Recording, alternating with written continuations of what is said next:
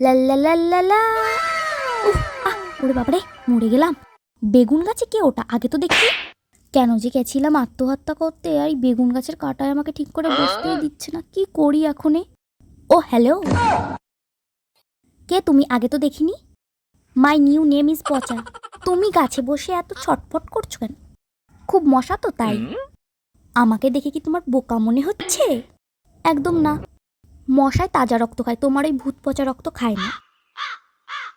তো বলি কি, এত গাছ থাকতে তুমি এই বেগুন গাছে কি করো? বর্তমানে হার্ট ব্রেক হয়ে এত ছেলে মেয়ে মারা যাচ্ছে, যার কারণে একটাও গাছ খালি নেই। তাই আমি এই বেগুন গাছে এসে বসে আছি। ও সো স্যাড। এই ব্যাপার, দাঁড়াও দেখাচ্ছি মজা। ও কেরিদি, ও কেরিদি, বাড়ি আছো? ও কেরিদি, কি হলো আবার? এত চেঁচামেচি করছিস কেন? জানো কি হয়েছে? কোনোদিন শোনোনি এমন ঘটনা। ওহ, এত কথা না ঘুরিয়ে বল কি হয়েছে? ওই যে আমার কেওড়া গাছের কাছে একটা বেগুন গাছ দেখেছো? তোর কেওড়া গাছের কাছের বেগুন গাছ আমি কেন দেখতে যাব? ওই বেগুন গাছে নতুন ভূতে বাসা করেছে। কি বলিস তুই?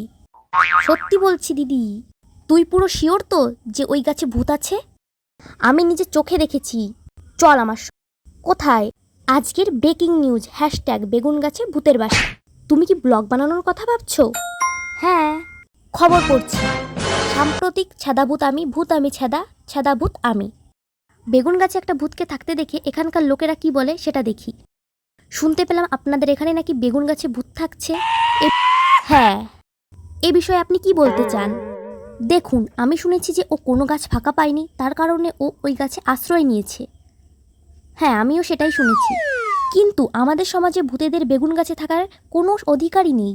হ্যাঁ, এক কথায় বলা যেতে পারে আমাদের ভূত সমাজের পুরো মান সম্মানই শেষ। আপনারা শুনলেন উনি কি বলল, এবার এই দিদির কাছে শুনি। বেগুন গাছে ভূতের বাসা, এ বিষয়ে আপনি কি বলতে চান? কি আর বলবো, একেবারে ননসেন্স একটা ভূত। এত গাছ থাকলে তুই কিনা ওই বেগুন গাছকেই পেলি থাকার জন্য?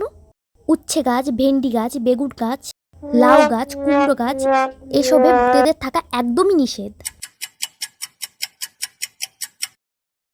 আমি আর বাঁচতে চাই না, আমি এই বিষটাকে এক্ষুনি মরে যাবো, এক্ষুনি মরে যাবো, আমি আর বাঁচতেই চাই না। আরে আরে, তুমি এটা কি করছো? তাহলে তুমিই বলো আমি এখন কি করব?